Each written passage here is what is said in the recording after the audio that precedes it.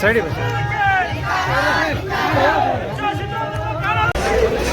ಹಿಡ್ಕೋ ಹಿಂಗೆ ಸೈಡ್ ಹಿಡ್ಕೋ ಅಷ್ಟೇ ಹಿಡ್ಕೋ ನೋಡಿ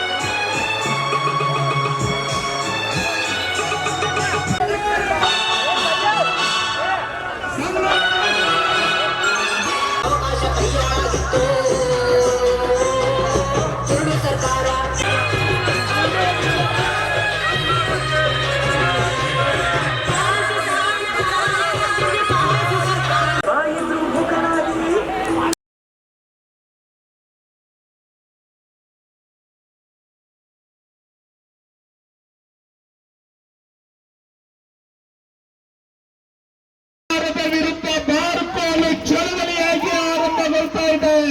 ಬೋಲೋ ಭಾರತ್ ಮಾತಾ ಕಿ, ಭಾರತೀಯ ಜನತಾಕ್ಕೆ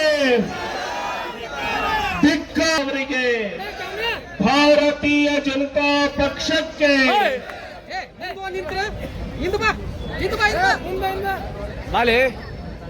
ರಕ್ಷಣೆ ಮಾಡಂತ ಕೆಲಸ ಭಾರತೀಯ ಜನತಾ ಪಾರ್ಟಿ ಮಾಡಿದ್ದೆ. ಮುಂದಿನ ದಿನಗಳಲ್ಲಿ ವಿಜೇಂದ್ರ ನೇತೃತ್ವದಲ್ಲಿ ಪಾರ್ಟಿಯನ್ನು ಕಟ್ಟೋಣ, ಪುನಃ ಅಧಿಕಾರಕ್ಕೆ ತರೋಣಂತ ಮಾತುಗಳನ್ನು ಹೇಳ್ತಾ ನನ್ನ ಮಾತುಗಳು ಮುಕ್ತಾಯ ಮಾಡ್ತಾ ಇದ್ದೀನಿ. ಜೈ ಹಿಂದ್, ಜೈ ಕರ್ನಾಟಕ. ನರೇಂದ್ರ ಮೋದಿಜಿ ಅವರ ಸರ್ಕಾರ ವಕಫ್ ಕಾಯ್ದೆ ತಂದದ್ದನ್ನ ಮುಸಲ್ಮಾನರಿಗೆ ತಪ್ಪು ತಿಳುವಳಿಕೆ ಮೂಡಿಸ್ತಕ್ಕಂತ ಕೆಲಸ ಕಾಂಗ್ರೆಸ್ಸಿನ ದ್ರೋಹಿಗಳು ಮಾಡ್ತಾ ಇದ್ದಾರೆ. ಯಾವ ಮೆರಿಟ್ನೂ ಇಲ್ಲ, ಯಾವ ಮೀಸಲಾತಿನೂ ಇಲ್ಲ. ಮ್ಯಾನೇಜ್ಮೆಂಟ್ ಕೋಟಾದಲ್ಲಿ 25 ವರ್ಷ ಲೋಕಸಭೆ ಸದಸ್ಯರಾಗಿರ್ತಕ್ಕಂಥ ರಾಹುಲ್ ಗಾಂಧಿ ಅವರು ಇವತ್ತು ತಪ್ಪು ತಿಳುವಳಿಕೆ ಮೂಡಿಸ್ತಕ್ಕಂಥ ಕೆಲಸ ಮಾಡ್ತಾ ಇದ್ದಾರೆ. ನರೇಂದ್ರ ವಿರುದ್ಧ ಇಡೀ ಜನಮಾನಸದಲ್ಲಿ ಇವತ್ತು ಆಕ್ರೋಶ ಇದೆ, ದೊಡ್ಡ ಪ್ರಮಾಣದಲ್ಲಿ ಆಕ್ರೋಶ ಇದೆ. ಒಂದು ಕಡೆ ಮಿತಿ ಮೀರಿದ ಭ್ರಷ್ಟಾಚಾರ, ಮತ್ತೊಂದು ಕಡೆ ಮಿತಿ ಮೀರಿದ ದರ ಏರಿಕೆ. ಯಾವುದೇ ಒಂದು ಜೀವನ ಅವಶ್ಯಕವಾದಂತಹ ವಸ್ತುಗಳು ಇರಲಿ, ಹಾಲು, ವಿದ್ಯುತ್ ಶಕ್ತಿ, ಡೀಸೆಲ್, ಪೆಟ್ರೋಲು, ಎಲ್ಲ ದರ ಏರಿಕೆ ಆಗಿದೆ, ಎಲ್ಲ ದರ ಏರಿಕೆ ಆಗಿದೆ. ಅದರ ಬಗ್ಗೆ ಜನರ ಆಕ್ರೋಶ ಇದೆ. ಈಚೆ ಹೇಳ್ತಾ ಇದ್ದಾರೆ ಜನತೆ, ಆದಷ್ಟು ಬೇಗನೆ ಸಿದ್ದರಾಮಯ್ಯನವರು ಮನೆಗೆ ಕಳಿಸಬೇಕು, ಭಾರತೀಯ ಜನತಾ ಪಾರ್ಟಿಯ ನೇತೃತ್ವದ ಸರ್ಕಾರ ಇಲ್ಲಿ ಬರಬೇಕು ಅನ್ನುವಂಥದ್ದು ಇವತ್ತು ಜನ ದೃಢ ನಿರ್ಧಾರ ಮಾಡಿದ್ದಾರೆ ಅನ್ನುವಂಥ ಮಾತನ್ನ ಈ ಸಂದರ್ಭದಲ್ಲಿ ನಾನು ಹೇಳಬಯಸ್ತಾ ಇದ್ದೇನೆ. ನವೆಂಬರ್ ಡಿಸೆಂಬರ್ ಫಿಕ್ಸ್ ಆಗಿದೆ, ನೀವು ನೋಡ್ತಾ ಇದ್ದೀನಿ, ಬರೆದು ಕೊಡ್ತೀನಿ ನಾನು. ನವೆಂಬರ್ ಡಿಸೆಂಬರ್ದಲ್ಲಿ ಆ ಟೈಮ್ ಬಾಂಬ್ ಸ್ಫೋಟ ಆಗ್ತದೆ, ಈ ಸರ್ಕಾರ ಮನೆಗೆ ಹೋಗ್ತದೆ. ಅದಕ್ಕೆ ಅಮಿತ್ ಶಾ ಮೋದಿಯವರು ಬೇಕಾಗಿಲ್ಲ. ಈ ಜನ ಆಕ್ರೋಶ ಮತ್ತು ಕಾಂಗ್ರೆಸ್ಸಿನ ಸಂಘರ್ಷ ಅದೇ ಸಾಕು. ಅವರಲ್ಲೇ ಒಳ ಹೊಡೆತ ನಡೆಯುವುದು, ಯಾವಾಗ ಏನಾಗ್ತದೆ ಗೊತ್ತಿಲ್ಲ. ಅದಕ್ಕಾಗಿ ಈ ಹಿನ್ನೆಲೆಯಲ್ಲಿ ಇವತ್ತು ಯಾವುದೇ ಅಭಿವೃದ್ಧಿ ಕೆಲಸ ಇಲ್ಲ, ಮತ್ತೊಂದಿಲ್ಲ. ಈಗ ವಕಫ್ ಕಾಯ್ದೆ ತಗೊಂಡ್ಬಂದ್ವಿ, ಇವತ್ತು ಈ ಸರ್ಕಾರದಲ್ಲಿ ಹಣ ಇಲ್ಲ. ಇವತ್ತೇನಾದ್ರೂ ಇಲ್ಲಿ ಬಾಗಲಕೋಟೆಗೆ ಏನು ಕೆಲಸ ನಡೆದ್ರೆ ಚರಂತಿ ಮಠ ಅವ್ರ ಹಿಂದೆ ಏನು ಮಂಜೂರು ಮಾಡಿಸಿದ್ರಲ್ಲ ಅವ ರಸ್ತೆ ಚಾಲೂ ಮಾಡೋಣ, ಬೇರೆ ಯಾವುದು ಇಲ್ಲ. ಇಲ್ಲ, ರಾಜ್ಯದಲ್ಲಿ ಯಾವುದೇ ವಿಧಾನಸಭಾ ಚುನಾವಣೆಗಳು ನಡೀತಾ ಇಲ್ಲ. ಇಷ್ಟಿದ್ದರೂ ಸಹ ರಾಜ್ಯದಲ್ಲಿ ಇವತ್ತು ಭಾರತೀಯ ಜನತಾ ಪಾರ್ಟಿ ಜನಾಕ್ರೋಶ ಯಾತ್ರೆ 3 ಕಾರಣಕ್ಕೋಸ್ಕರ ನಾವಿತ್ತು ಜನಾಕ್ರೋಶ ಯಾತ್ರೆಯನ್ನು ಹಮ್ಮಿಕೊಂಡಿದ್ದೇವೆ. ಮೊದಲನೇದು, ನಮ್ಮ ಕರ್ನಾಟಕ ರಾಜ್ಯದಲ್ಲಿ ವಿಧಾನಸಭಾ ಚುನಾವಣೆ ಸಂದರ್ಭದಲ್ಲಿ ರಾಜ್ಯದಲ್ಲಿ ನಾವು ಅಭಿವೃದ್ಧಿ ಕೆಲಸಗಳನ್ನ ಮಾಡ್ತೇವೆ, ರಾಜ್ಯದಲ್ಲಿ ಸರ್ವತೋಮುಖ ಅಭಿವೃದ್ಧಿಯನ್ನ ಮಾಡ್ತೇವೆ, ಎಲ್ಲ ಸಮಾಜ ಎಲ್ಲ ಧರ್ಮೀಯರಿಗೂ ಕೂಡ ನ್ಯಾಯವನ್ನ ಕೊಡ್ತೇವೆ ಅಂತ ಹೇಳಿ ಒಂದು ಭ್ರಷ್ಟಾಚಾರ ರಹಿತ ಆಡಳಿತವನ್ನ ಜನಪರವಾಗಿರ್ತಕ್ಕಂಥ ಸರ್ಕಾರವನ್ನ ನೀಡ್ತೇವೆ ಅಂತೇಳಿ ಭರವಸೆಯನ್ನ ಕೊಟ್ಟು ಬಂದಿರತಕ್ಕಂಥ ರಾಜ್ಯದ ಕಾಂಗ್ರೆಸ್ ಸರ್ಕಾರ, ರಾಜ್ಯದ ಸಿದ್ದರಾಮಯ್ಯ ಮುಖ್ಯಮಂತ್ರಿಗಳ ನೇತೃತ್ವದಲ್ಲಿ ಇವತ್ತು ರಾಜ್ಯದಲ್ಲಿ ಒಂದು ಜನ ವಿರೋಧಿ ಸರ್ಕಾರ ಇದೆ, ರಾಜ್ಯದಲ್ಲಿ ಇವತ್ತು ರೈತ ವಿರೋಧಿ ಸರ್ಕಾರ ಇದೆ, ರಾಜ್ಯದಲ್ಲಿ ಇವತ್ತು ಹಿಂದೂ ವಿರೋಧಿ ಸರ್ಕಾರ ಇದೆ. ಜನ ವಿರೋಧಿ, ರೈತ ವಿರೋಧಿ, ಹಿಂದೂಗಳ ವಿರೋಧಿ ಸರ್ಕಾರ ಇವತ್ತು ರಾಜ್ಯದಲ್ಲಿದೆ. ಕಾರಣ, ಒಂದು ಕಡೆ ರಾಜ್ಯದಲ್ಲಿ ಇವತ್ತು ಭ್ರಷ್ಟಾಚಾರ ತಾಂಡವ ಆಡ್ತಾ ಇದ್ರೆ ಮಿತಿಮೀರಿ ಬೆಲೆ ಏರಿಕೆಗಳನ್ನ ಮಾಡ್ತಾ ಇದ್ದಾರೆ. ಸಾಮಾನ್ಯ ಜನರು ಬಳಸ್ತಕ್ಕಂಥ 50ಕ್ಕೂ ಹೆಚ್ಚು ಅಗತ್ಯ ವಸ್ತುಗಳ ಮೇಲೆ ಇವತ್ತು ಬೆಲೆ ಏರಿಕೆಯನ್ನು ಇವತ್ತು ರಾಜ್ಯದ ಸಿದ್ದರಾಮಯ್ಯ ಸರ್ಕಾರ ಮಾಡಿದೆ. ಮತ್ತೊಂದು ಕಡೆ ಅಹಿಂದ ಹೆಸರು ಹೇಳಿಕೊಂಡು ರಾಜ್ಯದಲ್ಲಿ ಇವತ್ತು ಅಧಿಕಾರದ ಚುಕ್ಕಾಣಿ ಹಿಡಿದಿರ್ತಕ್ಕಂಥ ಸಿದ್ದರಾಮಯ್ಯ ನೇತೃತ್ವದ ಕಾಂಗ್ರೆಸ್ ಸರ್ಕಾರ ಪರಿಶಿಷ್ಟ ಜಾತಿ ಪರಿಶಿಷ್ಟ ಪಂಗಡಕ್ಕೂ ಕೂಡ ಅವರ ಅಭಿವೃದ್ಧಿಗೆ ಮೀಸಲಿಟ್ಟಿರ್ತಕ್ಕಂಥ ಹಣವನ್ನ 38,500 ಕೋಟಿ ರೂಪಾಯಿಗಳನ್ನ ಇವತ್ತು ಬೇರೆ ಕಡೆಗೆ ವರ್ಗಾವಣೆ ಮಾಡಿದ್ದಾರೆ. ಅದಕ್ಕೋಸ್ಕರ ಜನಾಕ್ರೋಶ ಯಾತ್ರೆ ಮಾಡ್ತಾ ಇದ್ದಾವೆ.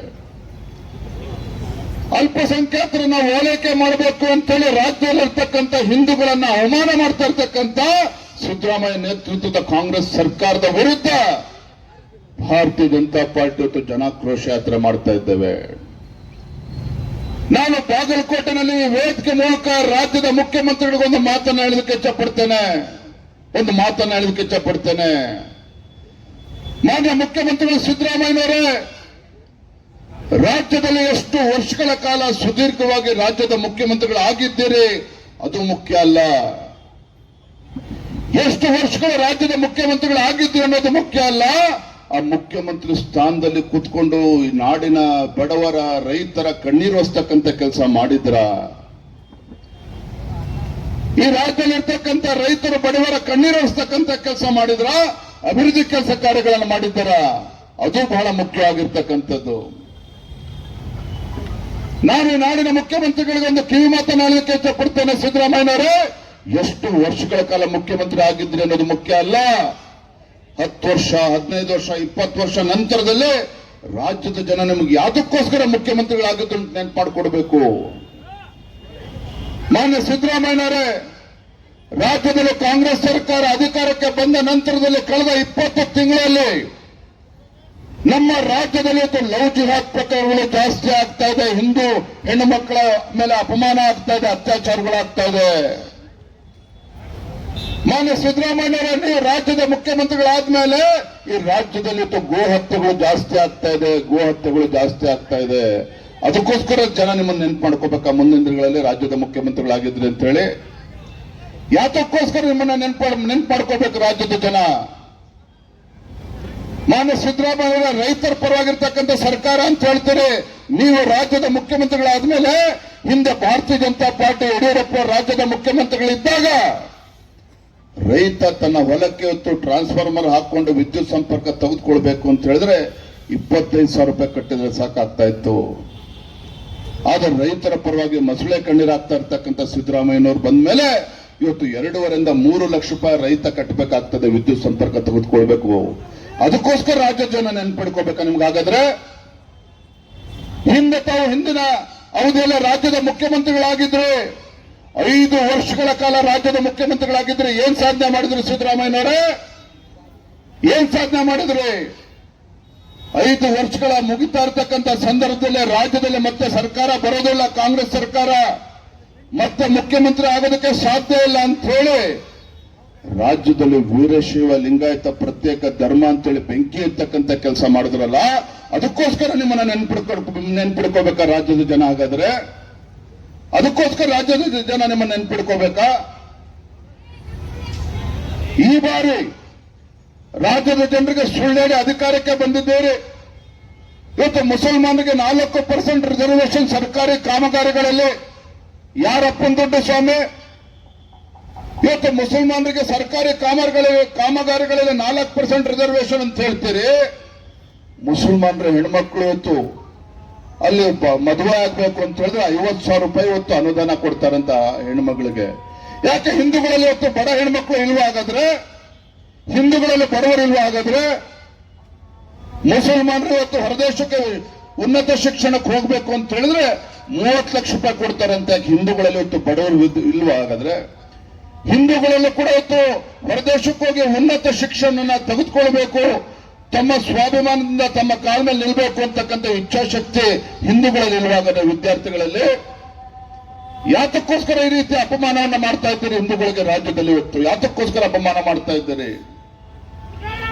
ಇದು ಇವತ್ತು ರಾಜ್ಯದ ಜನ, ಈ ರಾಜ್ಯದ ಮುಖ್ಯಮಂತ್ರಿಗಳು ಇವತ್ತು ಪ್ರಶ್ನೆ ಮಾಡ್ತಾ ಇದ್ದಾರೆ. ರಾಜ್ಯದ ಜನರು ಇವತ್ತು ಪ್ರಶ್ನೆ ಮಾಡ್ತಾ ಇದ್ದಾರೆ ಮುಖ್ಯಮಂತ್ರಿಗಳಿಗೆ. ರಾಜ್ಯದಲ್ಲಿ ಸರ್ಕಾರ ಬರುವ ಮುಂಚಿತವಾಗಿ ಕಾಂಗ್ರೆಸ್ ನಡೆಗೆ ಕೃಷ್ಣಯ್ಯ ಕಡೆಗೆ ಅಂತ ಹೇಳಿ ಭಾಷಣ ಮಾಡ್ತಾ ಇದ್ರು ಸಿದ್ದರಾಮಯ್ಯನವರು. ಸಿದ್ದರಾಮಯ್ಯನವರೇ, ಕಾಂಗ್ರೆಸ್ ಸರ್ಕಾರ ನೀವು ಮುಖ್ಯಮಂತ್ರಿಗಳಿಗೆ 20 ತಿಂಗಳಾಯ್ತು, ಪ್ರತಿ ವರ್ಷ 10,000 ಕೋಟಿ ರೂಪಾಯಿಗಳನ್ನ ಕೊಡ್ತೇನೆ, ನೀರಾವರಿ ಯೋಜನೆಗಳನ್ನು ಮುಗಿಸ್ತೇವೆ ಅಂತ ಹೇಳಿದ್ರೆ ಈ ಸರ್ಕಾರದ ಯೋಗ್ಯತೆಗೆ ಉತ್ತರ ಕರ್ನಾಟಕ ನೀರಾವರಿ ಯೋಜನೆಗಳ ಒಂದು ಬಿಡುಗಾಸನ್ನು ಕೂಡ ಬಿಡುಗಡೆ ಮಾಡಿಲ್ಲ, ಒಂದು ಬಿಡುಗಾಸನ್ನು ಕೂಡ ಬಿಡುಗಡೆ ಮಾಡಿಲ್ಲ. ಸಿದ್ದರಾಮಯ್ಯನವರು ನಿಮಗೆ ರಾಜಕೀಯ ಪುನರ್ಜನ್ಮ ಕೊಟ್ಟಿರ್ತಕ್ಕಂಥ ಜಿಲ್ಲೆ ಬಾಗಲಕೋಟೆ ಜಿಲ್ಲೆ. ರಾಜಕೀಯ ಪುನರ್ಜನ್ಮ ಕೊಟ್ಟಿತ್ತು ಸಿದ್ದರಾಮಯ್ಯನವರಿಗೆ ಇದೆ ಬಾದಾಮಿ ವಿಧಾನಸಭಾ ಕ್ಷೇತ್ರದಲ್ಲಿ. ಏನ್ ಮಾಡಿದ್ರು ಸ್ವಾಮಿ? ಏನ್ ಮಾಡಿದ್ರು ಬಾಗಲಕೋಟೆ ಜಿಲ್ಲೆ ಅಭಿವೃದ್ಧಿಗೋಸ್ಕರ? ಯಡಿಯೂರಪ್ಪನವರು, ಬಸವರಾಜ ಬೊಮ್ಮಾಯಿ ಅವರು ರಾಜ್ಯದ ಮುಖ್ಯಮಂತ್ರಿಗಳಿದ್ದಾಗ ಬಾಗಲಕೋಟೆ ಜಿಲ್ಲೆ ಸರ್ವಾಂಗೀಣ ಅಭಿವೃದ್ಧಿಗೋಸ್ಕರ 15,000 ಕೋಟಿಗೂ ಹೆಚ್ಚು ಅನುದಾನವನ್ನು ಕೊಟ್ಟಿದ್ದಾರೆ. 15,000 ಕೋಟಿಗೂ ಹೆಚ್ಚು ಅನುದಾನ ಕೊಟ್ಟಿದ್ದಾರೆ. ಆಗ ಸರ್ಕಾರ ಬಂದು 20 ತಿಂಗಳಾದ್ರೂ ಸಹ ಬಾಗಲಕೋಟೆ ಜಿಲ್ಲೆ ಅಭಿವೃದ್ಧಿಗೋಸ್ಕರ ಏನೂ ಕೂಡ ಅವ್ರು ಮಾಡ್ತಾ ಇಲ್ಲ. ರಾಜ್ಯ ಸರ್ಕಾರ ಏನೂ ಕೂಡ ಮಾಡ್ತಾ ಇಲ್ಲ. ಯಾವುದೇ ಅಭಿವೃದ್ಧಿ ಕೆಲಸ ಕಾರ್ಯಗಳು ರಾಜ್ಯದಲ್ಲಿ ಆಗ್ತಾ ಇಲ್ಲ. ಭ್ರಷ್ಟಾಚಾರದ ಬಗ್ಗೆ ಮಾತನಾಡೋದಾದ್ರೆ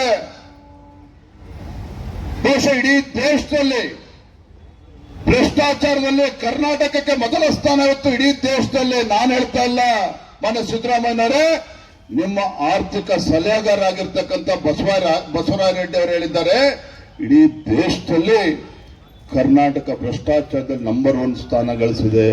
ನಿಮ್ಮ ಶಾಸಕರು ಹೇಳ್ತಾ ಇದ್ದಾರೆ. ಮತ್ತೊಬ್ಬ ಶಾಸಕ ರಾಜು ಕಾಗೆ ಹೇಳ್ತಾರೆ,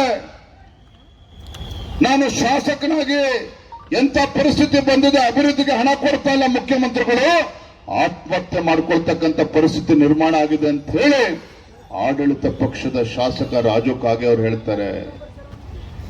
7 ಬಾರಿ 8 ಬಾರಿ ಆಗಿ ಶಾಸಕರಾಗಿ ಗೆದ್ದಿರ್ತಕ್ಕಂಥ ಆರ್ ದೇಶಪಾಂಡೆ ಅವರು ಕೂಡ ಹೇಳ್ತಿದ್ದಾರೆ, BR ಪಾಟೀಲ್ರು ಕೂಡ ಹೇಳ್ತಿದ್ದಾರೆ, ಸರ್ಕಾರ ಬಂದ್ಮೇಲೆ ಸಿದ್ದರಾಮಯ್ಯನವರು ಮುಖ್ಯಮಂತ್ರಿಗಳಾದ್ಮೇಲೆ ಯಾವುದೇ ಅಭಿವೃದ್ಧಿ ಕೆಲಸ ಕಾರ್ಯಗಳು ಇವತ್ತು ದುಡ್ಡು ಕೊಡ್ತಾ ಇಲ್ಲ ಸಿದ್ದರಾಮಯ್ಯನವರು, ಕಾಂಗ್ರೆಸ್ ಸರ್ಕಾರ. ಇಂಥ ಜನವಿರೋಧಿ ಕಾಂಗ್ರೆಸ್ ಸರ್ಕಾರ ಇವತ್ತು ರಾಜ್ಯದ ಜನರ ಪಾಲಿಗೆ ಇವತ್ತು ಕೂಡ ಬದುಕಿದ್ದು ಕೂಡ ಸತ್ತಂತಾಗಿದೆ. ಯಡಿಯೂರಪ್ಪ ಅವರು ಮುಖ್ಯಮಂತ್ರಿಗಳಿದ್ದಾಗ ಹೇಳ್ತಾ ಇದ್ರು, ಈ ನಾಡಿನಲ್ಲಿ ರೈತ ಒಂದು ಕಣ್ಣಾದ್ರೆ ನೇಕಾರ ಮತ್ತೊಂದು ಕಣ್ಣು ಅಂತ ಹೇಳಿ. ಆದ್ರೆ ಇವತ್ತು ರಾಜ್ಯದ ಮುಖ್ಯಮಂತ್ರಿ ಸಿದ್ದರಾಮಯ್ಯನವರು ಈ ರಾಜ್ಯದಲ್ಲಿ ಹಿಂದುಳಿದ ವರ್ಗಗಳ ಬಗ್ಗೆ ಚಿಂತನೆ ಮಾಡಿದ್ದಾರೆ. ಹಾಗಾದ್ರೆ ನೇಕಾರ ಬಗ್ಗೆ ಚಿಂತನೆ ಮಾಡಿದ್ದಾರೆ. ಇವತ್ತು ಬೀದಿಗೆ ಬರ್ತಾ ಇದ್ದಾರೆ, ನೇಕಾರರು ಬೀದಿಗೆ ಬರ್ತಾ ಇದ್ದಾರೆ. ಅವರ ಅಹವಾಲುಗಳನ್ನ ಕೇಳ್ತಕ್ಕಂಥ ಸೌಜನ್ಯವೂ ಕೂಡ ರಾಜ್ಯ ಸರ್ಕಾರಕ್ಕಿಲ್ಲ. ಈ ರಾಜ್ಯದಲ್ಲಿ ದೊಡ್ಡ ಸಂಖ್ಯೆಯಲ್ಲಿ ಮಡವಾಳರಿದ್ದಾರೆ, ನೇಕಾರರಿದ್ದಾರೆ, ಹಡಪದ ಅಪ್ಪಣ್ಣದ ಸಮಾಜ ಇದ್ದಾರೆ, ಈಡಿಗರಿದ್ದಾರೆ. 108ಕ್ಕೂ ಹೆಚ್ಚು ಇವತ್ತು ಹಿಂದುಳಿದಿರ್ತಕ್ಕಂಥ ಸಮುದಾಯ ಇದೆ. ಅದ್ರ ಬಗ್ಗೆ ಕಿಂಚಿತ್ತೂ ಕೂಡ ಆಲೋಚನೆ ಮಾಡ್ತಾ ಇಲ್ಲ ರಾಜ್ಯದ ಮುಖ್ಯಮಂತ್ರಿಗಳು, ಕಿಂಚಿತ್ತೂ ಕೂಡ ಆಲೋಚನೆ ಮಾಡ್ತಾ ಇಲ್ಲ. ಯಾವಾಗ ಮುಖ್ಯಮಂತ್ರಿಗಳು ತಮ್ಮ ಕುರ್ಚಿ ಅಳ್ಳಾಡ್ತದೆ ಅವಾಗ ಅಲ್ಪಸಂಖ್ಯಾತರು ನೆನಪಾಗ್ತಾರೆ. ಯಾವಾಗ ಸಿದ್ದರಾಮಯ್ಯ ಮುಖ್ಯಮಂತ್ರಿ ಅವರ ಅವಧಿ ಮುಗಿತಾ ಇದೆ, ರಾಜೀನಾಮೆ ಕೊಡಬೇಕು ಅಂತ ಹೇಳಿದ್ರೆ ದಲಿತರು ನೆನಪಾಗ್ತಾರೆ. ಸ್ವಾಮಿ ಸಿದ್ದರಾಮಯ್ಯನವರೇ, ಹಿಂದೆ ನಿಮ್ಮ ಅವಧಿಯಲ್ಲಿ ಇದೇ ಬೆಂಗಳೂರಿನಲ್ಲಿ ಒಬ್ಬ ದಲಿತ ಶಾಸಕ ಅಖಂಡ ಶ್ರೀನಿವಾಸ ಮೂರ್ತಿ ಅವನ ಮನೆಗೆ ಕೆಲವು ದೇಶದ್ರೋಹಿಗಳು ನುಗ್ಗಿ ಅವ್ರ ಮನೆ ಬೆಂಕಿ ಎತ್ತಕ್ಕಂತ ಕೆಲಸ ಮಾಡಿದ್ರು. ಅಂತ ದೇಶದ್ರೋಹಿಗಳನ್ನ ರಕ್ಷಣೆ ಮಾಡಿದ್ರು ಹೊರತು ಆ ದಲಿತ ಶಾಸಕನ ರಕ್ಷಣೆ ಮಾಡ್ತಕ್ಕಂಥ ಕೆಲಸ ಸಿದ್ದರಾಮಯ್ಯನವರು ಕಾಂಗ್ರೆಸ್ ಸರ್ಕಾರ ಮಾಡೋದಕ್ಕೆ ಸಾಧ್ಯ ಆಗಲಿಲ್ಲ. ಇವತ್ತು ಅಲ್ಪಸಂಖ್ಯಾತರು ನೆನಪಾಗ್ತಾರೆ ನಿಮಗೆ, ಇವತ್ತು ದಲಿತರು ನೆನಪಾಗ್ತಾರೆ ಇವತ್ತು ಕಾಂಗ್ರೆಸ್ನವರಿಗೆ. ಮಾನ್ಯ ಬಂಧುಗಳೇ, ಈ ಕಾಂಗ್ರೆಸ್ ಪಕ್ಷದವರಿಗೆ ರಾಜ್ಯದಲ್ಲಿರ್ತಕ್ಕಂಥ ದಲಿತರ ಬಗ್ಗೆನೂ ಕೂಡ ಕಾಳಜಿ ಇಲ್ಲ, ರಾಜ್ಯದಲ್ಲಿರ್ತಕ್ಕಂಥ ಹಿಂದುಳಿದ ಸಮುದಾಯಗಳ ಬಗ್ಗೆನೂ ಕೂಡ ಕಾಳಜಿ ಇಲ್ಲ. ಬ್ರಿಟಿಷರನ್ನು ಒಡೆದಾಳುವ ನೀತಿಯನ್ನು ಅನುಸರಿಸ್ತಾ ಇದ್ರು, ಅದೇ ಒಡೆದಾಳುವ ನೀತಿಯನ್ನು ಅನುಸರಿಸ್ತಕ್ಕಂಥ ಕೆಲಸವನ್ನ ಇವತ್ತು ಕಾಂಗ್ರೆಸ್ ಸರ್ಕಾರ ಮಾಡ್ತಾ ಇದೆ. ಸಿದ್ದರಾಮಯ್ಯ ರಾಜ್ಯದ ಮುಖ್ಯಮಂತ್ರಿಗಳಾಗಿ ಮಾಡ್ತಾ ಇದ್ದಾರೆ. ಇಂಥ ದರಿದ್ರ ಜನವಿರೋಧಿ ಕಾಂಗ್ರೆಸ್ ಸರ್ಕಾರ ಇವತ್ತು ಬುಡ ಸಮೇತ ಕಿತ್ತಾಕ್ತಕ್ಕಂಥ ಕೆಲಸ ಮಾಡಬೇಕಾಗಿದೆ. ಬೆಲೆ ಏರಿಕೆ ಬಗ್ಗೆ ಸಿದ್ದರಾಮಯ್ಯನವರು ಮುಖ್ಯಮಂತ್ರಿಗಳಾದ್ಮೇಲೆ ಡೀಸೆಲ್ ಮೇಲೆ ಇವತ್ತು 5.5 ರೂಪಾಯಿ ಜಾಸ್ತಿ ಮಾಡಿದ್ದಾರೆ, ಪೆಟ್ರೋಲ್ ಮೇಲೆ 3 ರೂಪಾಯಿ ಜಾಸ್ತಿ ಮಾಡಿದ್ದಾರೆ. ಇತಿಹಾಸ ರೈತರ ಪರವಾಗಿರ್ತಕ್ಕಂಥ ಸರ್ಕಾರ. ಡೀಸೆಲ್ ಬೆಲೆ ಜಾಸ್ತಿ ಆದ್ರೆ ಪಾಪ ರೈತ ತನ್ನ ಹೊಲಕ್ಕೆ ಮೋಟರ್ ಪಂಪ್ ಸೆಟ್ಗಳ ಡೀಸೆಲ್ ಉಪಯೋಗಿಸ್ತಾರೆ, ಟ್ರಾಕ್ಟರ್ ಟಿಲ್ಲರ್ಗೆ ಡೀಸೆಲ್ ಅನ್ನು ಉಪಯೋಗಿಸ್ತಾರೆ. ಎಲ್ಲಿಗೆ ಹೋಗ್ಬೇಕಾದ್ರೆ ರೈತರಾಗಿದ್ರೆ ಮತ್ತೊಂದು ಕಡೆ ಡೀಸೆಲ್ ಬೆಲೆ ಜಾಸ್ತಿ ಆಗಿ ಇವತ್ತು ಸಾಮಾನ್ಯ ಜನರು ಕೂಡ ಪರದಾಡ್ತಾ ಇದ್ದಾರೆ. ಇವತ್ತು ಮಹಿಳೆಯರಿಗೆ ಉಚಿತ ಬಸ್ ಅಂತ ಹೇಳ್ತಾರೆ. ತಮಗೆ ಗೊತ್ತಿರಲಿ, ಮಹಿಳೆಯರು ದೊಡ್ಡ ಸಂಖ್ಯೆಯಲ್ಲಿದ್ದಾರೆ. ಇಡೀ ರಾಜ್ಯದಲ್ಲಿ ಸಾವಿರಾರು ಬಸ್ಗಳು ಇವತ್ತು ಸರ್ಕಾರಿ ಬಸ್ಗಳು ಓಡಾಡ್ತಾ ಇಲ್ಲ. ಪಾಪ ಗ್ರಾಮೀಣ ಭಾಗದಲ್ಲಿ ನಮ್ಮ ಶಾಲೆಗೆ ಕಾಲೇಜಿಗೆ ಹೋಗ್ತಕ್ಕಂಥ ಮಕ್ಕಳು ಬಸ್ಸಿಗೆ ಹೋಗದೆ ಪರದಾಡ್ದಾನೆ ಇವತ್ತು ಅಂತ ದುಸ್ಥಿತಿಗೆ ತಂದಿಟ್ಟಿದ್ದಾರೆ ಇವತ್ತು ಸಿದ್ದರಾಮಯ್ಯ ಸರ್ಕಾರ, ಕಾಂಗ್ರೆಸ್ ಸರ್ಕಾರ. ಒಂದು ಕೈಯಲ್ಲಿ ಕೊಡ್ತಕ್ಕಂಥದ್ದು ಮತ್ತೊಂದು ಕೈಯಲ್ಲಿ ಕಿತ್ಕೊಳ್ತಕ್ಕಂಥ ಕೆಲಸ ಇವತ್ತು ಕಾಂಗ್ರೆಸ್ ಸರ್ಕಾರ ಮಾಡ್ತಾ ಇದೆ ವಿನಃ ಯಾವುದೇ ಒಂದು ಜನಪರವಾಗಿರ್ತಕ್ಕಂಥ ಕಾರ್ಯಕ್ರಮಗಳನ್ನ ಕೊಟ್ಟಿಲ್ಲ. ಪ್ರತಿಮೆ ಹಾಕಬೇಕು, ಜಾಗನೂ ಕೂಡ ನಿಶ್ಚಯ ಆಗಿದೆ, ಆದ್ರೆ ಜಿಲ್ಲಾಡಳಿತ ಅದಕ್ಕೆ ಅವಕಾಶ ಮಾಡಿಕೊಡ್ತಾ ಇಲ್ಲ. ಜಿಲ್ಲಾಡಳಿತ ಅವಕಾಶವನ್ನು ಮಾಡಿಕೊಡ್ತಾ ಇಲ್ಲ. ಬಸವೇಶ್ವರದ ಪ್ರತಿಮೆ ಇವತ್ತು ಅನಾವರಣ ಆಗಬೇಕು ಅಂತೇಳಿ ಅದನ್ನು ಕೂಡ ಆಲೋಚನೆ ಮಾಡಿದ್ರೆ ಅದಕ್ಕೂ ಕೂಡ ಜಿಲ್ಲಾಡಳಿತ ಅವಕಾಶನ ಮಾಡಿಕೊಡ್ತಿಲ್ಲ ಅಂತ ಹೇಳಿದ್ರೆ, ಮಾನ್ಯ ಮುಖ್ಯಮಂತ್ರಿಗಳೇ, ನಾವು ಪಾಕಿಸ್ತಾನದಲ್ಲಿದ್ದೆವು, ಭಾರತದಲ್ಲಿದ್ದೆವು. ಇದು ಇವತ್ತು ಬಾಗಲಕೋಟೆ ಜಿಲ್ಲೆ ಜನ ಪ್ರಶ್ನೆ ಮಾಡ್ತಾ ಇದ್ದಾರೆ ರಾಜ್ಯದ ಮುಖ್ಯಮಂತ್ರಿಗಳಿಗೆ. ಇಂಥ ಹಿಂದೂ ವಿರೋಧಿ ಸರ್ಕಾರ ಬಹುಶಃ ಸ್ವಾತಂತ್ರ್ಯ ಬಂದ ನಂತರದಲ್ಲಿ ಯಾವತ್ತೂ ಕೂಡ ನಾವು ನೋಡಿರಲಿಲ್ಲ. ಹಾಗಾಗಿ ಬಂಧುಗಳೇ, ಸಾಕಷ್ಟು ಸಮಯ ಆಗಿದೆ. ಒಂದು ವಿಚಾರ ಹೇಳಿ ನಾನು ಮಾತನ್ನು ಮುಗಿಸ್ತೇನೆ. ಇಂಥ ಬಿಸಿಲಲ್ಲೂ ಕೂಡ ದೊಡ್ಡ ಸಂಖ್ಯೆಯಲ್ಲಿ ನಮ್ಮ ಬಾಗಲಕೋಟೆ ನಮ್ಮ ತಾಯಂದ್ರು ಕಾರ್ಯಕರ್ತರು ದೊಡ್ಡ ಸಂಖ್ಯೆಯಲ್ಲಿ ತಾವೆಲ್ಲರೂ ಕೂಡ ಬಂದಿದ್ದೀರಿ. ಭಾರತೀಯ ಜನತಾ ಪಾರ್ಟಿ ನಮ್ಮ ಕರ್ತವ್ಯ ಇದೆ. ಇಂಥ ರೈತ ವಿರೋಧಿ ಜನ ವಿರೋಧಿ ಕಾಂಗ್ರೆಸ್ ಸರ್ಕಾರ ರಾಜ್ಯದಲ್ಲಿ ಇದ್ದಾಗ, ಹಿಂದೂ ವಿರೋಧಿ ಒಬ್ಬ ರಾಜ್ಯದ ಮುಖ್ಯಮಂತ್ರಿಗಳಿದ್ದಾಗ ವಿರೋಧ ಪಕ್ಷವಾಗಿ ನಾವು ಬೀದಿಗಿಳಿದು ಜನಜಾಗೃತಿಯನ್ನು ಮೂಡಿಸ್ತಕ್ಕಂಥ ಕೆಲಸ ನಾವು ವಿರೋಧ ಪಕ್ಷವಾಗಿ ಮಾಡಲೇಬೇಕಾಗಿದೆ. ಶಕ್ತಿಗೆ ಕೊಟ್ಟಿರ್ತಕ್ಕಂಥ ಜಿಲ್ಲೆ. ನಾನಿವತ್ತು ಸಂಕಲ್ಪ ಮಾಡಿದ್ದೇನೆ, ಮುಂದೆ ವಿಧಾನಸಭಾ ಚುನಾವಣೆ ಯಾವತ್ತೇ ನಡೆಯಲಿ, ಬಾಗಲಕೋಟೆ ಜಿಲ್ಲೆ ಎಲ್ಲ 7 ವಿಧಾನಸಭಾ ಕ್ಷೇತ್ರದಲ್ಲಿ ಮತ್ತೊಮ್ಮೆ ಭಾರತೀಯ ಜನತಾ ಪಾರ್ಟಿ ಕಮಲದು ಅರಳಬೇಕು.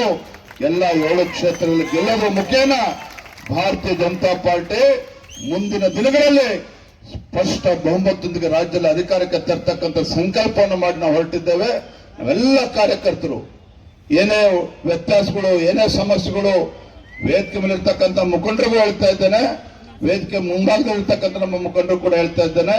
ಯಾಕೆಂದ್ರೆ ನಮ್ಮ ಬಾಗಲಕೋಟೆ ಜಿಲ್ಲೆಯಲ್ಲಿರ್ಬೋದು, ಕರ್ನಾಟಕ ರಾಜ್ಯದಲ್ಲಿರ್ಬೋದು, ಲಕ್ಷಾಂತರ ಕಾರ್ಯಕರ್ತರು ಯಾವುದೇ ಒಂದು ಸ್ಥಾನಮಾನದ ಅಪೇಕ್ಷೆಯನ್ನ ಪಡೆದೇನೆ, ಲಕ್ಷಾಂತರ ಕಾರ್ಯಕರ್ತರು ಕಳೆದ 20-30 ವರ್ಷಗಳಿಂದ ಯಾವುದೇ ಒಂದು ಸ್ಥಾನಮಾನದ ಅಪೇಕ್ಷೆನ ಪಡೆದೇನೆ ಯಾರೇ ಚುನಾವಣೆಗೆ ನಿಂತರೂ ಸಹ ನನ್ನ ಭಾರತೀಯ ಜನತಾ ಪಾರ್ಟಿ ಅಭ್ಯರ್ಥಿ ಗೆಲ್ಲಬೇಕು ಅಂತೇಳಿ ಸಂಕಲ್ಪ ತೊಟ್ಟು ನಮ್ಮ ಕಾರ್ಯಕರ್ತರು ಶಕ್ತಿ ಮೀರಿ ಶ್ರಮನ ಹಾಕ್ತಾ ಇದ್ದಾರೆ. ಅಂತ ಕಾರ್ಯಕರ್ತರಿಗೆ ಅಪಮಾನ ಆಗದ ರೀತಿಯಲ್ಲಿ ನಾವೆಲ್ಲರೂ ಕೂಡ ಒಟ್ಟಾಗಿ ಒಂದಾಗಿ ನಾವೆಲ್ಲರೂ ಸೇರಿ ಪಕ್ಷವನ್ನ ಸಂಘಟನೆ ಮಾಡತಕ್ಕಂಥ ಕೆಲಸವನ್ನ ಮಾಡೋಣ ಅಂತಕ್ಕಂಥ ಮಾತನ್ನ ಹೇಳ್ತಾ ತುಂಬಾ ಸಂತೋಷ ಆಗಿದೆ. ಇಷ್ಟು ತಡವಾದ್ರೂ